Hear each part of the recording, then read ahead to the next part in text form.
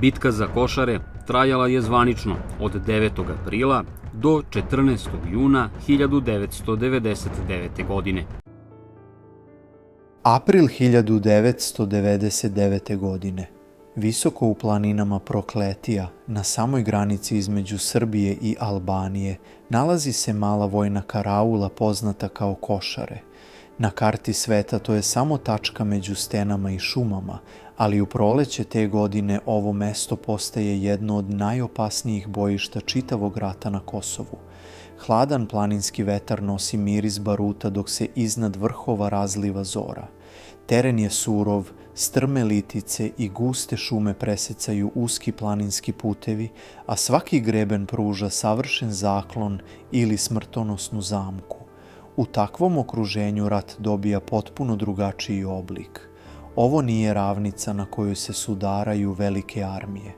Ovo je planinski rat gde nekoliko desetina vojnika može zadržati čitav bataljon, ali gde jedan pogrešan korak može značiti smrt.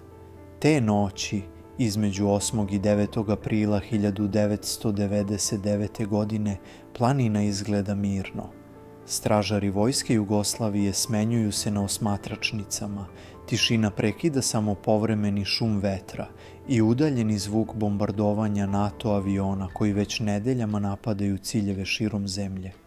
Rat se već vodi iz vazduha, ali na ovom mestu uskoro počinje nešto mnogo opasnije, kopneni napad.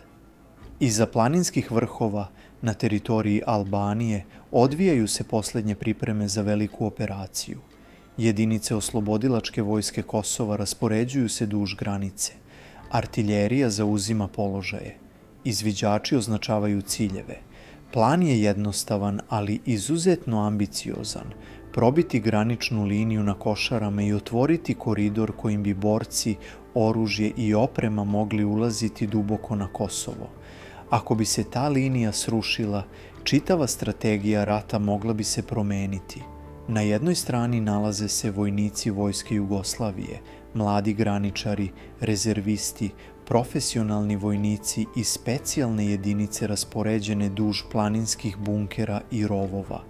Na drugoj strani nalaze se borci OVK koji dolaze iz više pravaca, uz podršku albanske teritorije iza sebe i uz vazdušnu dominaciju NATO-a iznad.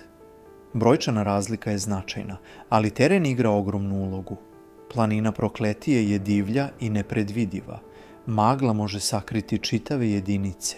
Sneg i hladnoća mogu iscrpeti vojnike pre nego što metak uopšte bude ispaljen. Upravo zbog toga svaka tačka na ovom terenu ima ogromnu stratešku vrednost. Karaula Košare kontroliše planinski prolaz koji vodi prema unutrašnjosti Kosova. Ko kontroliše taj prolaz, kontroliše i mogućnost da se rat proširi na novi front. Dok vojnici na karauli još uvek pokušavaju da održe rutinu noćne straže, iza brda počinje pokretanje napadačkih jedinica. Stotine boraca sprema se da krene napred. U mraku planine, bez reflektora i bez buke motora, kolone se polako približavaju granici.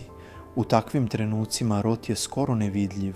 Nema velikih eksplozija, nema tenkova koji jure ravnicom, samo tihi koraci kroz šumu i napetost koja raste iz minuta u minut. A onda, u ranim jutarnjim satima, sve se menja. Prva artiljerijska granata udara u položaje vojske Jugoslavije. Eksplozija para planinsku tišinu. Zemlja se trese, kamenje leti u vazduh, a nekoliko sekundi kasnije počinje pravi pakao. Artiljerija sa albanske strane granice otvara masovnu vatru. Granate počinju da padaju jedna za drugom po karauli i okolnim položajima. Dim prekriva planinu. Komunikacije se prekidaju. Vojnici pokušavaju da zauzmu položaje dok detonacije potresaju rovove. U tom trenutku postaje jasno da ovo nije običan incident na granici. Ovo je početak velike ofanzive. Dok eksplozije još odjekuju između planinskih vrhova, prve jurišne grupe prelaze granicu.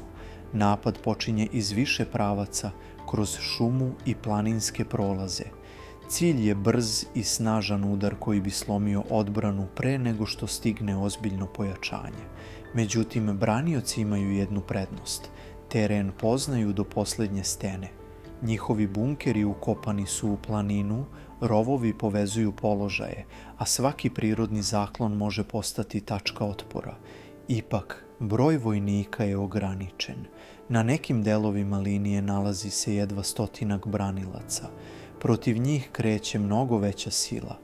U narednim satima počinje borba koja će trajati nedeljama i koja će Košare pretvoriti u jedno od najpoznatijih bojišta rata. Pitanje koje se tada postavlja komandantima na obe strane je jednostavno, ali sudbonosno.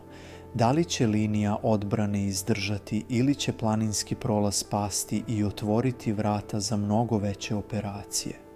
Odgovor na to pitanje oblikovaće događaje koji slede, jer ono što počinje tog jutra nije samo bitka za jednu karaulu. To je sukob koji će testirati strategiju, izdržljivost i moral obe strane. U narednim nedeljama planina će vidjeti neprekidne napade, kontraofanzive, artiljerijske udare i borbe prsa u prsa na strmim liticama. Mnogi vojnici koji su tog jutra zauzeli položaje nisu mogli znati da ulaze u jednu od najdužih i najtežih planinskih bitaka modernog rata na Balkanu. Ali da bismo razumeli zašto je do te bitke uopšte došlo, moramo se vratiti nekoliko godina unazad i sagledati širu sliku događaja koji su doveli do sukoba, jer Košare nisu nastale slučajno. One su rezultat političkih odluka, strateških planova i eskalacije sukoba koji je već dugo tinjao na Kosovu.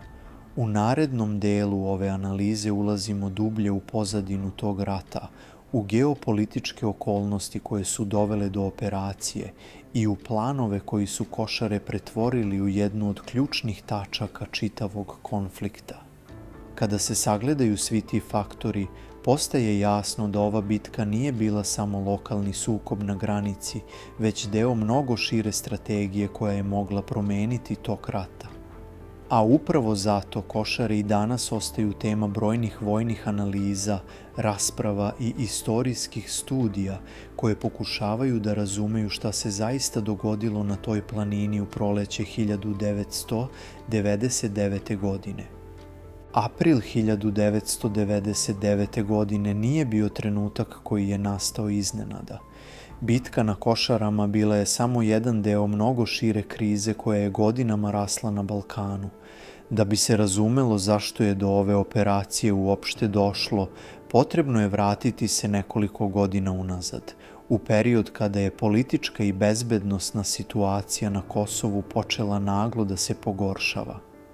Tokom 90. godina Kosovo je bilo jedno od najosjetljivijih područja tadašnje Savezne Republike Jugoslavije. Većinsko albansko stanovništvo sve glasnije je zahtevalo političku autonomiju, dok su vlasti u Beogradu insistirale na očuvanju teritorijalnog integriteta države. Tenzije koje su godinama tinjale počele su da prelaze u otvorene sukobe krajem 1997. i početkom 1998. godine, kada se pojavljuje organizovana oružana struktura poznata kao Oslobodilačka vojska Kosova ili OVK. Ova organizacija je započela niz gerilskih napada na policijske stanice, vojne patrole i državne institucije, pokušavajući da preuzme kontrolu nad pojedinim delovima Kosova. Odgovor države bio je snažan i brz. Jedinice policije i vojske Jugoslavije pokrenule su operacije protiv pobunjeničkih grupa, što je dovelo do eskalacije nasilja i širenja sukoba na više područja. Tokom 1998. godine borbe su postale sve intenzivnije, posebno u regionima Drenice, Metohije i oko granice sa Albanijom. Upravo ta granica igrala je ključnu ulogu u daljem razvoju sukoba. Planinski masiv Prokletija, koji razdvaja Kosovo i Albaniju, predstavljao je prirodni prolaz kroz koji su borci OVK mogli prelaziti granicu, dopremati oružje i organizovati nove jedinice. Za jugoslovenske vlasti kontrola te granice bila je od vitalnog značaja. Gubitak kontrole nad planinskim prelazima značio bi otvaranje širokog koridora kroz koji bi pobunjeničke snage mogle ulaziti na Kosovo u velikom broju. Zbog toga su još tokom 1998. godine ojačane granične jedinice, a duž planinskih vrhova postavljene su karaule, bunkeri i osmatračnice. Jedna od najvažnijih tačaka tog sistema bila je upravo karaula Košare. Ova karaula nalazila se na strateškom planinskom prolazu koji je povezivao Albaniju sa zapadnim delom Kosova, posebno regionom Dečana i Junika. Ako bi ta tačka pala, otvorio bi se put prema unutrašnjosti pokrajine. Dok su se borbe na terenu širile, međunarodna zajednica sve više se uključivala u rešavanje krize. Zapadne zemlje optuživale su vlasti u Beogradu za prekomernu upotrebu sile protiv albanskog stanovništva, dok je jugoslovenska vlada tvrdila da vodi borbu protiv terorizma i pokušaja secesije. Pritisci su rasli tokom čitave 1998. godine, a situacija je dodatno eskalirala početkom 1999. Posle incidenta u selu Račak i sve većeg broja izbeglica, međunarodni pregovori postali su intenzivniji. U februaru 1999. godine organizovani su pregovori u Rambujeu, u Francuskoj, gde su predstavnici jugoslovenskih vlasti i kosovskih Albanaca pokušali da postignu političko rešenje. Međutim, pregovori su propali. Razlike između zahteva dve strane bile su prevelike. Nakon neuspeha pregovora, NATO donosi odluku koja će dramatično promeniti tok sukoba. Dana 24. marta 1999. godine počinje vazdušna operacija protiv Savezne Republike Jugoslavije. NATO avioni počinju bombardovanje vojnih objekata, infrastrukture i strateških ciljeva širom zemlje. Cilj kampanje bio je prisiliti jugoslovenske vlasti da prihvate politički sporazum i povuku svoje snage sa Kosova. Međutim, iako je rat počeo iz vazduha, ubrzo se pokazalo da sukob neće ostati ograničen samo na bombardovanje. Dok su NATO avioni dominirali nebom, na zemlji su se odvijale potpuno drugačije operacije. OVK je pokušavala da iskoristi situaciju i proširi kontrolu nad teritorijom. Jedan od ključnih planova bio je otvaranje kopnenog koridora iz Albanije prema Kosovu.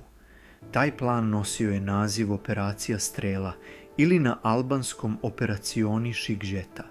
Ideja je bila jednostavna: probiti jugoslovensku odbranu na granici, zauzeti strateške planinske prelaze i omogućiti stalni dotok boraca i oružja sa teritorije Albanije. Ako bi operacija uspela, linije fronta na Kosovu mogle su se dramatično promeniti. Upravo zbog toga planinski sektor oko Košara postao je jedna od najvažnijih tačaka čitavog rata. Za jugoslovensku vojsku ta linija bila je posljednja barijera koja sprečava prodor velikih snaga preko granice. Za OVK to je bila prilika da se konačno probije blokada i stvori logistički most prema unutrašnjosti Kosova. U proleće 1999. godine obe strane počinju intenzivne pripreme. Na albanskoj teritoriji formiraju se veće jedinice OVK. Organizuju se kampovi za obuku, doprema se naoružanje i oprema. Istovremeno, jugoslovenska vojska pojačava svoje položaje duž granice, ali broj vojnika ostaje relativno ograničen zbog potrebe da se brani čitav prostor Kosova.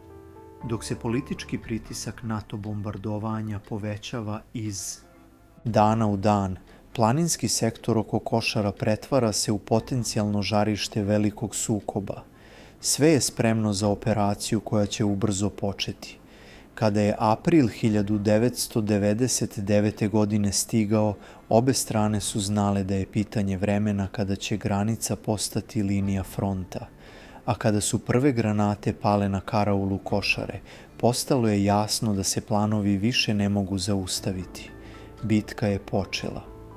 U sljedećem delu ove analize detaljno ćemo pogledati vojne snage koje su učestvovale u ovom sukobu, strukturu jedinica, komandante na terenu i odnose snaga koji je odredio tok jedne od najpoznatijih planinskih bitaka savremenog rata na Balkanu. Dok se politička kriza pretvarala u otvoreni rat, a granica između Albanije i Kosova postajala linija fronta, obe strane su počele da raspoređuju snage koje će uskoro učestvovati u jednoj od najtežih planinskih bitaka modernog rata na Balkanu. Na prostoru Košara sudarile su se različite vojne strukture, različiti nivoji obuke i potpuno drugačiji strateški ciljevi, ali jedna stvar bila je zajednička. Svi su znali da će borbe na ovom terenu biti brutalne i nepredvidive. Sa jugoslovenske strane granicu je čuvala vojska Jugoslavije, koja je na tom sektoru imala raspoređene jedinice Prištinskog korpusa. Ovaj korpus bio je odgovoran za čitav prostor Kosova i Metohije, što je značilo da su njegove snage morale biti raspoređene na širokom frontu. Zbog toga je sektor Košara u početku branio relativno mali broj vojnika. Glavninu odbrane činili su pripadnici 53. graničnog bataljona, čiji je zadatak bio kontrola državne granice i sprečavanje ilegalnih prelazaka preko planinskih prelaza. Ovi vojnici bili su raspoređeni u bunkere, rovove i osmatračnice duž planinskog grebena, a njihovi položaji bili su povezani uskim stazama koje su omogućavale kretanje između tačaka odbrane. Većina tih vojnika bili su mladi regruti koji su služili redovni vojni rok uz manji broj profesionalnih podoficira i oficira koji su komandovali položajima. Iako brojčano ograničeni, imali su jednu ogromnu prednost. Teren su poznavali izuzetno dobro. Karaula Košare nalazila se na visini od oko 1000 metara nadmorske visine, okružena šumom i stenovitim uzvišenjima. Iz bunkera i rovova branioci su mogli nadgledati prilaze koji su vodili ka granici, što je omogućavalo rano uočavanje kretanja neprijateljskih jedinica. Međutim, problem je bio u tome što je linija odbrane bila duga i teško pokrivena malim brojem vojnika. Svaki sektor morao je da drži relativno mali broj branilaca, što je značilo da bi snažan napad mogao brzo da probije pojedine tačke. Osim graničara, tokom aprila 1999. godine na ovaj sektor počinju da pristižu i pojačanja iz drugih jedinica vojske Jugoslavije. Među njima su bile jedinice 125. motorizovane brigade, kao i delovi 63. padobranske brigade i specijalnih jedinica koje su imale iskustva u borbama na teškom terenu. Ove jedinice imale su bolju obuku i veću borbenu spremnost, ali njihov broj i dalje nije bio dovoljno veliki da potpuno zatvori čitav planinski front. Naoružanje jugoslovenskih snaga uglavnom se sastojalo od lakog i srednjeg pešadijskog naoružanja, automatskih pušaka, mitraljeza, snajperskih pušaka i ručnih bacača granata. Pored toga korišćeni su minobacači koji su omogućavali dejstvo po udaljenijim ciljevima u planinskim dolinama. Na pojedinim mestima raspoređena su i oklopna vozila i tenkovi tipa T-55 koji su mogli pružiti podršku pešadiji, ali je njihovo kretanje u planinskom terenu bilo izuzetno ograničeno. Uske staze, strme padine i guste šume činile su da se oklop koristi samo na određenim pristupnim pravcima. Sa druge strane granice nalazile su se snage oslobodilačke vojske Kosova. OVK je u tom trenutku već imala nekoliko brigada organizovanih na teritoriji Albanije i Kosova. Za operaciju proboja granice kod Košara mobilisane su jedinice koje su imale zadatak da izvrše snažan udar i zauzmu planinske vrhove koji kontrolišu prilaze Karauli. Među najvažnijim formacijama bile su 137. i 138. brigada OVK, čiji su borci dolazili iz različitih delova Kosova, ali i iz dijaspore. U tim jedinicama nalazili su se i dobrovoljci iz inostranstva koji su želeli da učestvuju u borbama. Njihova brojnost bila je veća od broja jugoslovenskih branilaca na samoj granici, što je napadačima davalo određenu taktičku prednost. Još jedna važna činjenica bila je logistička podrška koja je dolazila sa teritorije Albanije. Pošto su se baze OVK nalazile neposredno iza granice, doprema municije, hrane i novih boraca bila je znatno lakša nego za branioce koji su morali da pojačanja dovode iz dubine teritorije Kosova. Naoružanje OVK bilo je raznovrsno. Veliki deo oružja poticao je iz skladišta albanske vojske koja su tokom haosa 1997. godine bila opljačkana, ali je tokom rata dopremana i dodatna oprema iz različitih izvora. Borci su koristili automatske puške, mitraljeze, ručne bacače raketa i minobacače koji su omogućavali podršku pešadiji tokom napada na planinske položaje. U pojedinim operacijama koristila se i artiljerijska podrška sa albanske strane granice, što je dodatno povećavalo vatrenu moć napadača. Komandnu strukturu OVK činili su komandanti koji su imali iskustva iz ranijih sukoba ili gerilskih operacija. Jedan od najpoznatijih bio je Agim Ramadani, koji je imao važnu ulogu u planiranju operacije proboja kod Košara. Njegov zadatak bio je koordinacija napadačkih jedinica i organizacija borbenih linija koje bi potisnule. Jugoslovenske snage sa graničnih položaja na višem nivou operacije su bile deo šire strategije OVK koja je imala za cilj da proširi kontrolu nad teritorijom Kosova i oslabi položaj jugoslovenskih snaga tokom NATO bombardovanja. Odnos snaga na papiru izgledao je relativno jasan. Napadači su imali brojčanu prednost i logističku podršku iz susedne države, dok su branioci imali utvrđene položaje i bolju organizaciju klasične vojske. Međutim, rat na planinskom terenu retko prati jednostavne matematičke odnose. Jedan dobro postavljen bunker mogao je zaustaviti čitavu jurišnu grupu. Sa druge strane, dobro koordinisan napad mogao je probiti liniju koja je izgledala čvrsto. Upravo zbog toga bitka na Košarama nije bila samo sukob dve vojske. To je bio sudar različitih vojnih doktrina. Na jednoj strani nalazila se regularna vojska koja je branila granicu države. Na drugoj strani nalazila se gerilska formacija koja je pokušavala da probije liniju i otvori novi front. Kada su se te dve sile sudarile na surovim vrhovima Prokletija, počela je borba koja će trajati nedeljama i koja će testirati izdržljivost, taktiku i moral svih učesnika. Prve granate koje su pale na karaulu Košare bile su samo uvod u seriju napada, kontraofanziva i krvavih okršaja koji će uskoro pretvoriti ovu planinu u jedno od najpoznatijih bojišta čitavog rata. U ranim jutarnjim satima 9. aprila 1999. godine počinje ono što će kasnije biti poznato kao početak bitke na Košarama. Noć nad planinom bila je hladna i tiha, ali iza granice već su bile raspoređene napadačke jedinice koje su čekale signal za pokret.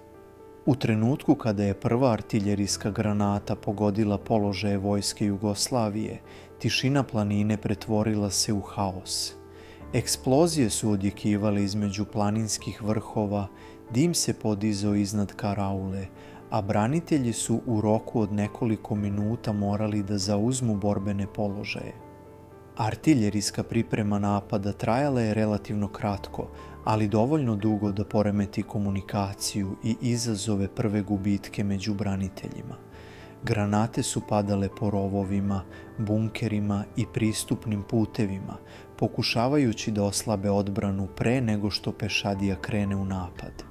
Dok je artiljerija još uvek tukla položaje, prve jurišne grupe OVK počele su da prelaze granicu kroz šumu i planinske prolaze.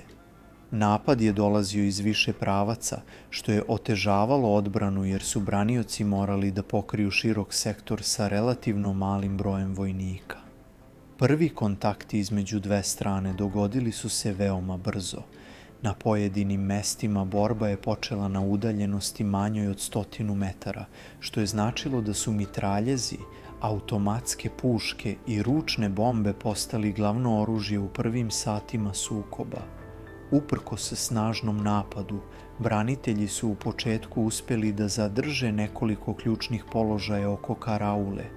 Bunkeri ukopani u planinu pružali su dobar zaklon, a vojnici su koristili svaki prirodni zaklon kako bi usporili napredovanje napadača. Međutim, brojčana prednost OVK počela je da dolazi do izražaja. Napadačke grupe su se kretale kroz šumu, pokušavajući da zaobiđu pojedine tačke odbrane i pojave se na bokovima branilaca. Tokom jutra borba se postepeno širila na čitav sektor oko Karaule. Dim od eksplozija i pucnjave prekrivao je planinske padine, dok su komandiri pokušavali da organizuju liniju odbrane i rasporede vojnike na kritične tačke. Jedan od ključnih problema za jugoslovenske snage bio je prekid komunikacije između pojedinih položaja. Radio veze su često bile poremećene zbog eksplozija i konfiguracije terena, što je značilo da su mnogi vojnici morali da donose odluke samostalno, bez direktnih naređenja komande. Kako je dan odmicao, napadači su uspeli da potisnu branioce sa nekoliko uzvišenja koja su kontrolisala prilaze Karauli. Ova uzvišenja imala su veliki značaj jer su omogućavala bolji pregled terena i efikasniju vatru po rovovima i bunkerima. Gubitak tih tačaka počeo je da komplikuje situaciju za branioce. U popodnevnim satima borbe su postale još intenzivnije. Napadačke jedinice pokušavali su da se približe samoj Karauli, dok su branioci nastojali da zadrže liniju i spreče potpuno okruženje. U takvim uslovima borba se često svodila na kratke, ali izuzetno brutalne okršaje na malim udaljenostima. Granate su padale po planinskim padinama, mitraljezi su neprekidno dejstvovali, a svaki pokušaj napredovanja bio je praćen snažnom vatrom sa suprotne strane. Do večeri prvog dana postalo je jasno da napad neće biti brzo završen. Iako su napadači ostvarili određene pomake, linija odbrane još uvek nije bila potpuno probijena. Međutim, situacija za branioce bila je sve teža. Municija se trošila, pojedini položaji bili su oštećeni, a broj vojnika koji su mogli aktivno da učestvuju u borbi postepeno se smanjivao zbog gubitaka i iscrpljenosti. Tokom noći borbe su se nastavile sporadično. Pucnjava i eksplozije odjekivale su planinom, ali obe strane pokušavale su da reorganizuju svoje snage i pripreme se za nastavak sukoba. Napadači su dovodili nova pojačanja preko granice, dok su jugoslovenske snage pokušavale da stabilizuju liniju i uspostave kontakt sa komandama koje su se nalazile u pozadini. Sledeće jutro donelo je novu eskalaciju. Napad je nastavljen sa još većim intenzitetom, a borbe su se pomerile prema ključnim visovima koji su dominirali čitavim sektorom. Kontrola nad tim visovima značila je kontrolu nad prilazima i mogućnost da se protivnik potisne sa dominantnih tačaka. Upravo zbog toga obe strane su počele da usmeravaju najveći deo svojih snaga na te položaje. Tokom narednih dana planina oko Košara pretvorit će se u složenu mrežu rovova, zaklona i linija fronta koje će se neprestano pomerati napred i nazad. Svaki napad bi donosio male pomake, ali i nove gubitke. Svaki pokušaj proboja bio bi dočekan snažnom vatrom sa suprotne strane. Bitka je već tada pokazivala da neće biti kratka niti jednostavna. Planinski teren, loši vremenski uslovi i ograničeni resursi pretvarali su svaku operaciju u izuzetno težak zadatak. Ono što je počelo kao snažan juriš na granicu pretvaralo se u dugotrajni sukob iscrpljivanja u kojem je svaka strana pokušavala da zadrži ili osvoji ključne tačke na planini. U narednim danima borbe će se dodatno proširiti, a sukobi na pojedinim visovima postaće presudni za dalji tok operacije. Upravo na tim mestima odlučivaće se sudbina čitave linije fronta. Borbe koje su počele snažnim napadom 9. aprila brzo su prerasle u iscrpljujući planinski rat, u kojem se linije fronta nisu pomerale kilometrima, već desetinama ili stotinama metara. Svaki greben, svaka stena i svaki šumski prolaz dobijali su ogromnu stratešku vrednost. Posle prvih dana sukoba postalo je jasno da nijedna strana neće lako ostvariti odlučujući proboj. Planina je počela da pretvara rat u spor, težak i krvav proces iscrpljivanja.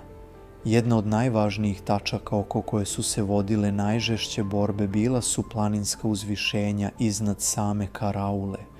Kogod je kontrolisao ta mesta mogao je nadgledati čitav prostor i usmeravati vatru prema protivničkim položajima. Zbog toga su obe strane stalno pokušavale da osvoje ili zadrže te dominantne tačke. Napadi su često počinjali u ranim jutarnjim satima ili tokom noći, kada je vidljivost bila manja i kada su jedinice mogle prići protivniku bez da budu odmah primećene. Međutim, planinski teren nije opraštao greške. Strme padine usporavale su kretanje, a šuma je otežavala koordinaciju između različitih grupa. Često se dešavalo da jedinice izgube međusobni kontakt dok su pokušavale da manevrišu kroz gustu vegetaciju i stenovite prolaze. U takvim uslovima komandanti na terenu morali su brzo donositi odluke i reagovati na situacije koje su se menjale iz minuta u minut. Jedan od ključnih problema sa kojim su se suočavale obe strane bio je transport opreme i municije. Na velikim nadmorskim visinama i bez razvijene infrastrukture svaki sanduk municije morao je biti nošen pešice uz strme planinske staze. Vojnici su često provodili sate ili čak čitave noći noseći opremu do linije fronta. Umor je postajao jednako opasan kao i neprijateljska vatra. Uprkos tome, borbe su se nastavljale gotovo bez prekida. Tokom sredine aprila situacija na frontu postaje još komplikovanija. Pojedine jedinice OVK uspevaju da zauzmu određene planinske tačke koje su im omogućavale bolju kontrolu nad prilazima. To je stvorilo dodatni pritisak na jugoslovenske snage koje su morale reorganizovati liniju odbrane i sprečiti dalji prodor. U tom trenutku na front počinju da stižu dodatna pojačanja vojske Jugoslavije. Među njima su bile jedinice koje su imale više iskustva u borbenim operacijama, uključujući specijalne i padobranske formacije. Njihov zadatak bio je stabilizacija fronta i pokušaj vraćanja izgubljenih pozicija. Međutim, čak i sa pojačanjima, operacije na ovom terenu bile su izuzetno teške. Svaki pokušaj napredovanja zahtevao je detaljno planiranje i koordinaciju između pešadije, minobacača i drugih jedinica podrške. U mnogim situacijama borbe su se vodile na veoma malim udaljenostima. Vojnici su često bili udaljeni svega nekoliko desetina metara jedni od drugih, što je značilo da su granate, ručne bombe i kratki rafali iz automatskog oružja postajali presudni faktori u sukobu. Poseban izazov predstavljali su vremenski uslovi. Planina Prokletije poznata je po naglim promenama vremena. Tokom jednog dana vojnici su mogli iskusiti maglu, kišu, hladan vetar, pa čak i sneg. Takvi uslovi otežavali su kretanje, smanjivali vidljivost i dodatno komplikovali komunikaciju između jedinica. U takvom okruženju rat je postajao borba ne samo protiv neprijatelja, već i protiv prirode. U drugoj polovini aprila borbe su dostigle tačku u kojoj je postalo jasno da će svaka strana pokušati da zadrži ono što je već osvojila, dok će pokušaji velikih proboja biti sve ređi. Front se stabilizovao u složenoj mreži rovova i zaklona koji su se protezali duž planinskih padina. Povremeni napadi i kontraofanzive nastavljali su se gotovo svakodnevno, ali nijedna strana nije uspevala da ostvari odlučujuću prednost. Upravo u tom periodu postalo je jasno koliko je psihološki faktor važan u ovoj bitci.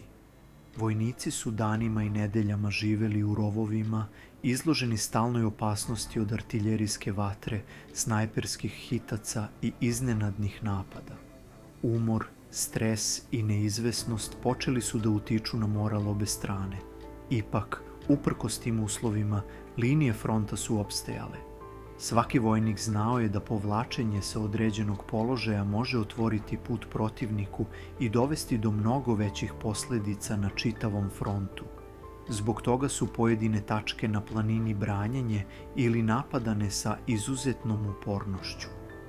Kako su dani prolazili, bitka na Košarama pretvarala se u sukob koji je imao sve karakteristike klasičnog rata iscrpljivanja. Napredovanje je bilo sporo, gubici su se povećavali, a strategija obe strane postajala je sve više usmerena na održavanje linije i kontrolu ključnih visova. Međutim, iza kulisa ove borbe odvijale su se i druge operacije koje su mogle promeniti tog događaja.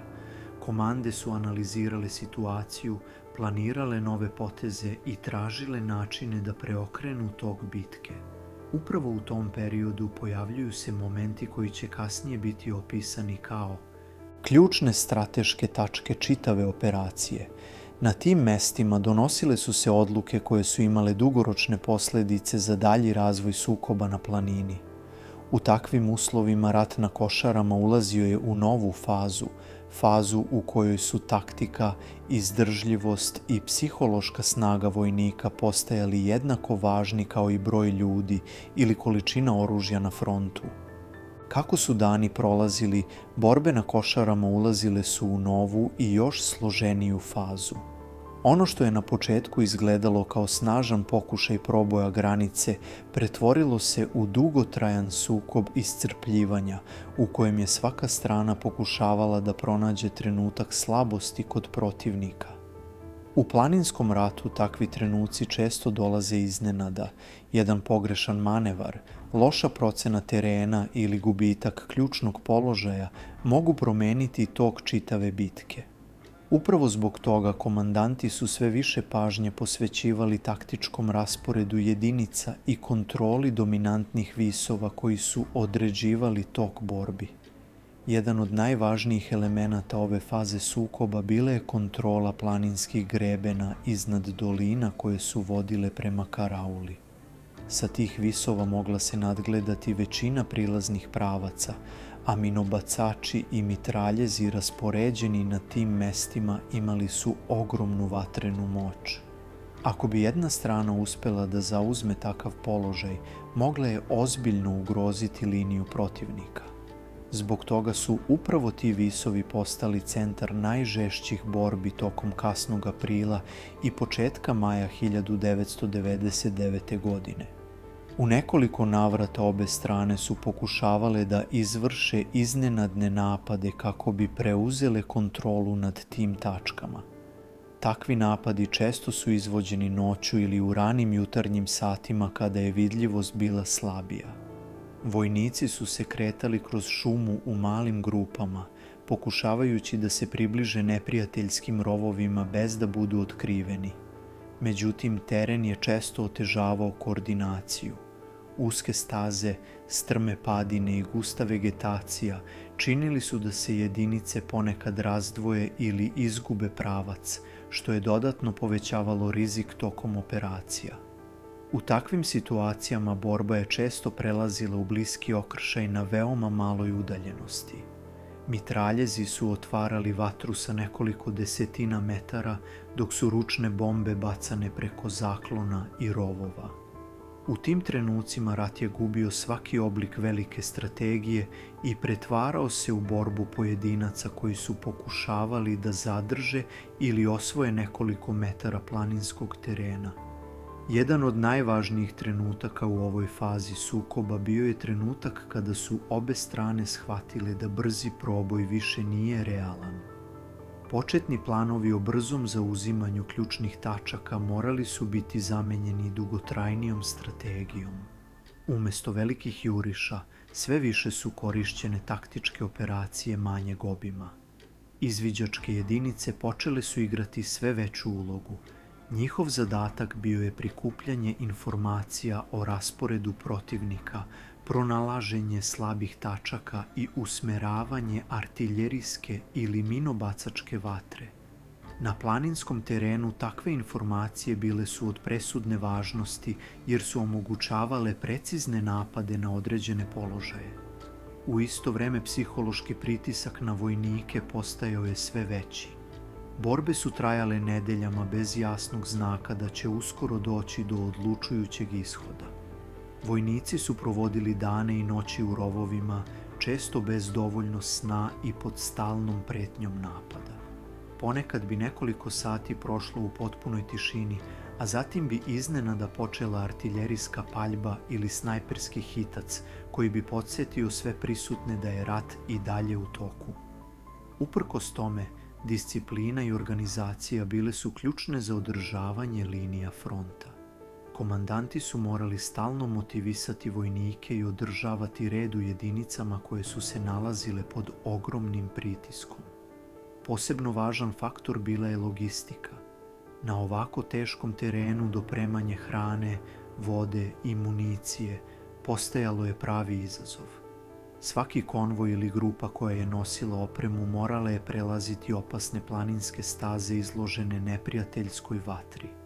Često su vojnici nosili sanduke municije na leđima satima kako bi stigli do prvih linija. U takvim uslovima čak i najmanja logistička greška mogla je imati ozbiljne posljedice za čitav sektor fronta. Uprkos svim teškoćama, nijedna strana nije pokazivala nameru da se povuče. Svaki položaj branjen je sa velikom upornošću, jer su komandanti znali da bi gubitak ključnog visova mogao otvoriti put protivniku. Zbog toga su pojedine tačke na planini menjale kontrolu više puta tokom kratkog perioda.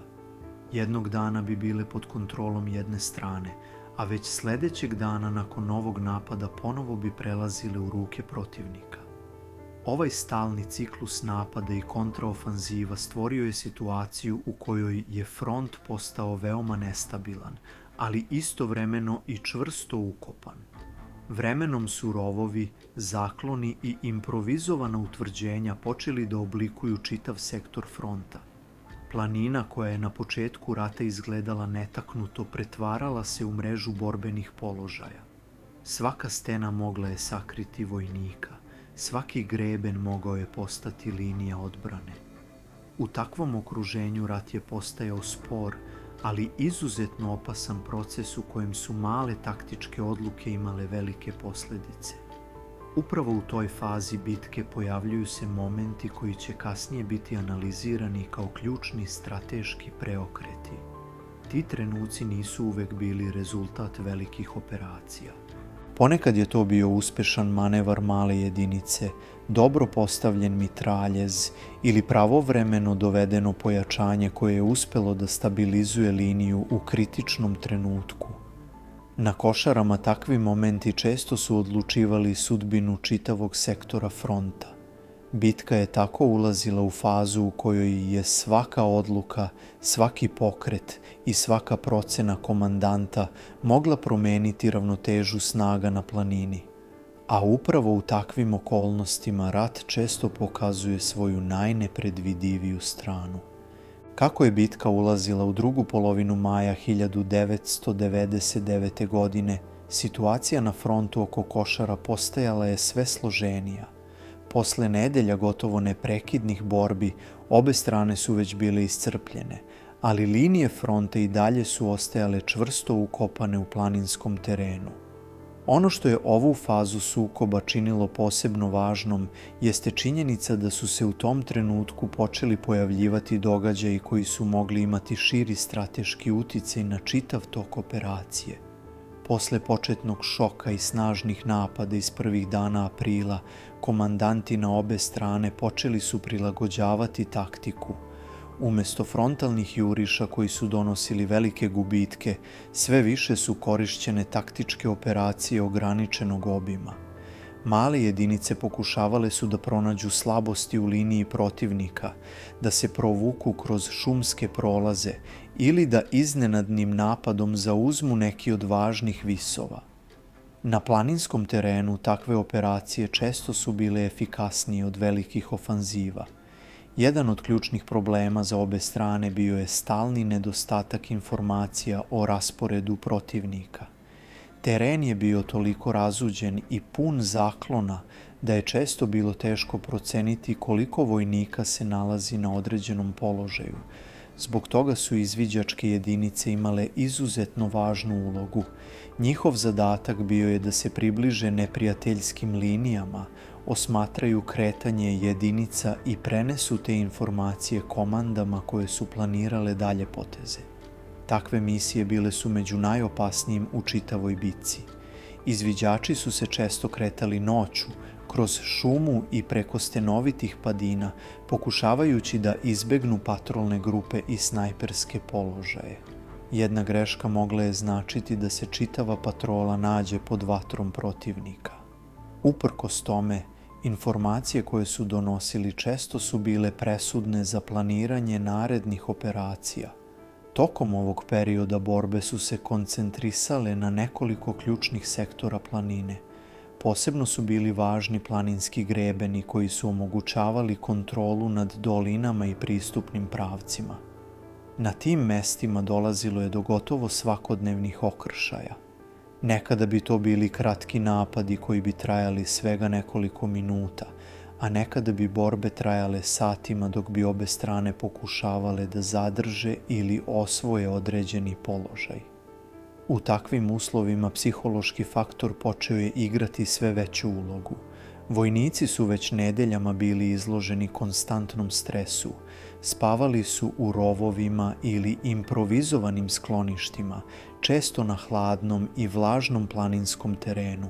Hrana i voda morali su se dopremati preko opasnih staza, a svaki transport bio je izložen mogućoj vatri sa suprotne strane. I pored svega toga, linije fronta su opstajale. Svaki vojnik znao je da bi povlačenje sa određenog položaja moglo imati dalekosežne posljedice. Gubitak jednog visova mogao bi omogućiti protivniku da proširi kontrolu nad čitavim sektorom. Upravo zbog toga pojedine tačke na planini branjenje su sa izuzetnom odlučnošću.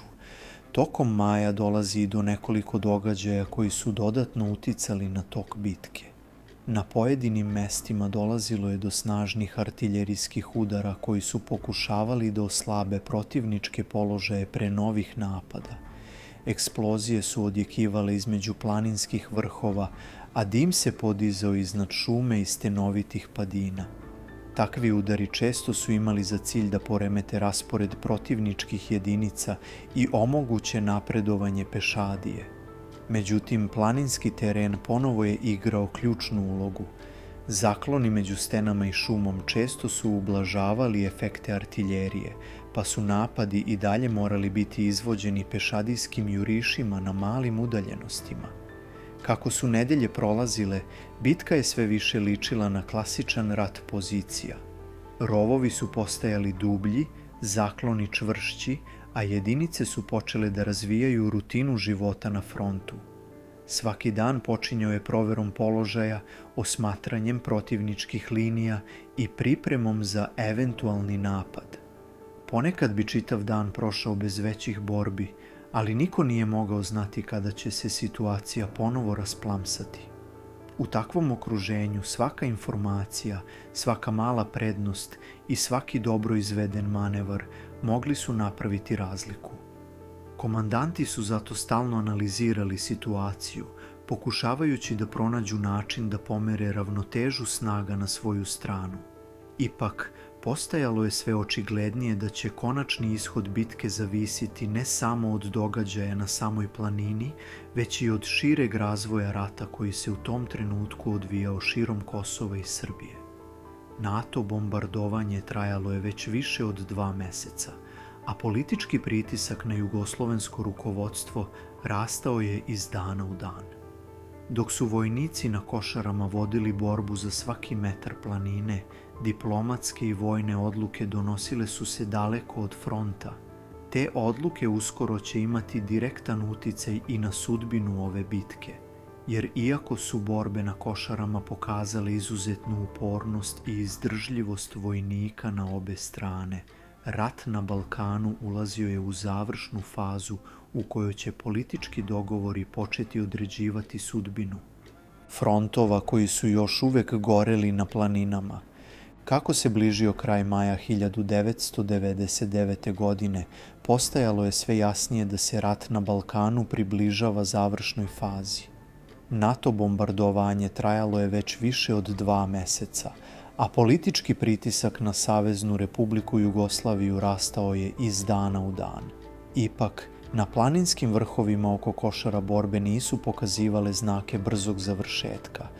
Front je i dalje bio stabilan, rovovi duboko ukopani u planinske padine, a vojnici na obe strane nastavili su svakodnevnu borbu za kontrolu nad ključnim položajima. Tokom ovog perioda sukob je dobio karakter klasičnog rata pozicija. Velike ofanzive gotovo su potpuno nestale, a zamenile su ih manje taktičke operacije, čiji je cilj bio postepeno iscrpljivanje protivnika.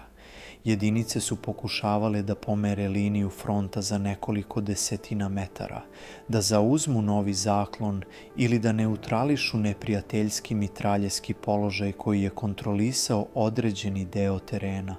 Na prvi pogled takvi pomaci izgledali su beznačajno, ali u planinskom ratu svaki metar mogao je imati ogromnu stratešku vrednost. Posebno važnu ulogu u ovoj fazi borbi imala je artiljerijska i minobacačka podrška. Kada bi izviđači otkrili koncentraciju protivničkih snaga ili novi rov koji je predstavljao pretnju, minobacači bi odmah otvarali vatru pokušavajući da oslabe ili razbiju taj položaj. Eksplozije su odjekivale između planinskih vrhova, dok su vojnici na liniji fronta pokušavali da procene da li je trenutak pogodan za napredovanje. Ipak, planinski teren često je ograničavao efikasnost takvih udara.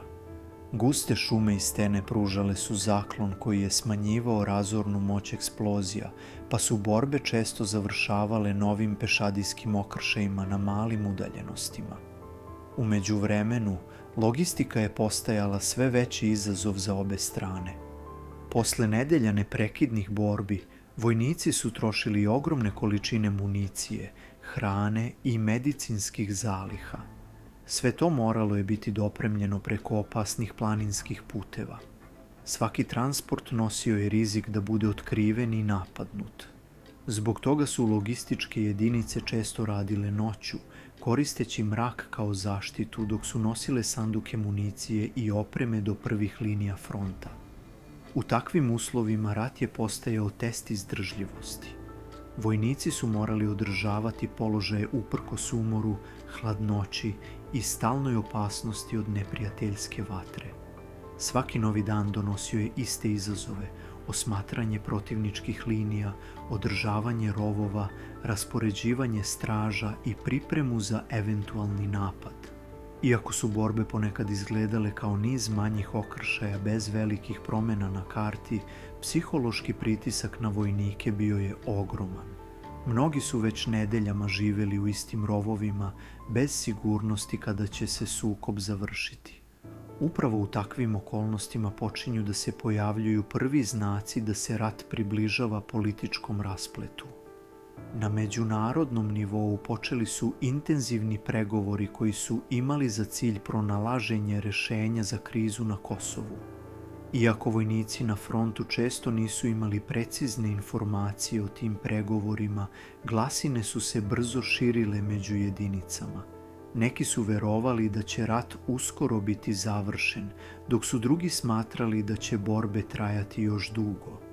Bez obzira na političke razgovore koji su se vodili daleko od planine, na terenu se situacija nije menjala preko noći.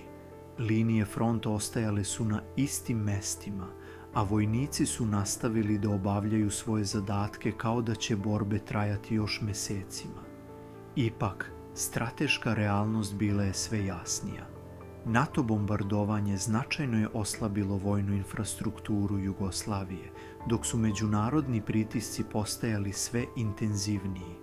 Ove okolnosti počele su postepeno uticati i na planiranje operacija na terenu. Komandanti su sve više razmišljali o mogućnosti da će uskoro doći do političkog dogovora koji bi mogao promeniti situaciju na frontu. To je značilo da svaka odluka o novom napadu ili kontraofanzivi mora biti pažljivo procenjena. Veliki rizici više nisu bili opravdani ako je postojala mogućnost da će se sukob uskoro završiti diplomatskim putem. Ipak, i pored tih razmatranja, borbe na Košarama nisu prestajale. Povremeni napadi, artiljerijski udari i snajperska dejstva nastavljali su se gotovo svakodnevno. Planina je i dalje bila aktivno bojište na kojem su vojnici na obe strane držali svoje položaje i čekali razvoj događaja koji je mogao promeniti sudbinu čitave operacije. Upravo u tom periodu postajalo je jasno da će konačan ishod bitke zavisiti od događaja koji se odvijaju daleko izvan planinskih vrhova. Dok su vojnici na Košarama vodili rat na terenu, političke odluke koje su se donosile na međunarodnom nivou polako su počele određivati budućnost čitavog sukoba. Te odluke uskoro će imati direktan uticaj na sve frontove rata, pa i na planinski sektor koji je nedeljama bio poprište jedne od najtežih bitaka čitavog konflikta. Krajem maja i početkom juna 1999. godine situacija na frontu oko Košara počela je da se menja, ali ne zbog nekog velikog vojnog proboja ili dramatične ofanzive na planini. Promena je dolazila iz mnogo šireg konteksta rata koji se odvijao širom regiona. NATO vazdušna kampanja trajala je već više od 2 meseca i njeni efekti počeli su snažno da utiču na stratešku situaciju čitave zemlje. Infrastruktura je bila teško pogođena, vojni objekti su neprestano bili meta napada, a međunarodni pritisak na jugoslovensko rukovodstvo rastao je iz dana u dan. Dok su vojnici na Košarama i dalje držali svoje rovove i planinske položaje, diplomatski pregovori počeli su ulaziti u završnu fazu. U međunarodnim centrima moći vodili su se intenzivni razgovori o prekidu sukoba i budućem statusu Kosova. Za mnoge vojnike na terenu ove informacije dolazile su samo kroz fragmentarne glasine i kratke izveštaje. Ipak, postajalo je sve jasnije da rat ulazi u završnu fazu. Uprkos tome, linije fronta oko Košara i dalje su bile aktivne. Vojnici su nastavili da drže položaje kao i prethodnih nedelja. Rovovi su bili duboko ukopani u planinske padine, zakloni su dodatno ojačani, a osmatračnice su stalno pratile kretanje na suprotnoj strani. Svaki pokret mogao je značiti novi napad. Iako su velike ofanzive postale ređe, sporadični sukobi i dalje su se događali gotovo svakodnevno. Snajperski hici, minobacačke granate i kratki pešadijski okršaji održavali su napetost na frontu. U takvom okruženju vojnici su morali ostati maksimalno oprezni, jer je svaka greška mogla imati ozbiljne posljedice. Ipak, kako su pregovori napredovali, komandne strukture počele su sve više razmišljati o mogućnosti da će uskoro doći do prekida borbi. Operativni planovi počeli su se prilagođavati toj mogućnosti. Umesto planiranja novih velikih napada, fokus se sve više pomerao na očuvanje postojećih položaja i sprečavanje nepotrebnih gubitaka. Komandanti su znali da bi politički sporazum mogao doći u bilo kom trenutku i da bi svaka nova ofanziva mogla imati smisla samo ako donosi jasan taktički rezultat. U takvoj atmosferi neizvesnosti front je polako ulazio u stanje relativne stabilnosti. Linije su ostajale iste, ali intenzitet borbi postepeno se smanjivao. Ipak, napetost je i dalje bila ogromna. Vojnici su provodili dane u rovovima, ne znajući da li će naredni trenutak doneti novi napad ili kraj borbi. U prvim danima juna međunarodni pregovori ulaze u završnu fazu. Posle dugih razgovora i diplomatskih pritisaka postaje jasno da će uskoro biti postignut sporazum koji će zaustaviti rat. Dana 9. juna 1999. godine potpisan je Kumanovski sporazum kojim je dogovoreno povlačenje jugoslovenskih snaga sa Kosova i dolazak međunarodnih mirovnih trupa. Ova odluka imala je direktne posljedice i na front kod Košara. Iako su vojnici na planini nedeljama branili ili napadali svaki metar terena, politička odluka sada je određivala kraj sukoba. Posle potpisivanja sporazuma počinje proces postepenog povlačenja jedinica vojske Jugoslavije sa teritorije Kosova. Za mnoge vojnike koji su nedeljama držali položaje u planini, to je bio trenutak koji je označio završetak jedne od najtežih faza rata. Rovovi u kojima su proveli nedelje borbe uskoro će biti napušteni. Planinski front koji je bio poprište neprekidnih sukoba počeo je da se smiruje. Pucnjava koja je nedeljama odjekivala planinom postepeno je utihnula. Vojnici su počeli da napuštaju položaje i da se povlače prema unutrašnjosti teritorije. U isto vreme međunarodne snage počele su pripreme za ulazak na Kosovo kako bi preuzele kontrolu nad bezbednosnom situacijom. Na taj način završena je jedna od najdužih i najtežih bitaka koje su se vodile tokom rata na Kosovu. Iako nije došlo do klasične vojne pobede jedne strane nad drugom, borbe na Košarama ostavile su dubok trag u istoriji ovog sukoba. Nedelje borbi na planini pokazale su koliko je težak rat na takvom terenu i koliko su male taktičke odluke mogle imati veliki značaj za tok operacije.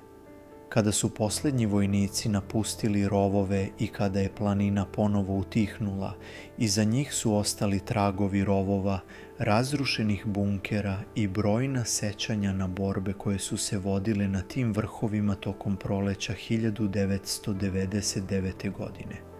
Međutim, iako je pucnjava prestala, priča o Košarama nije završena.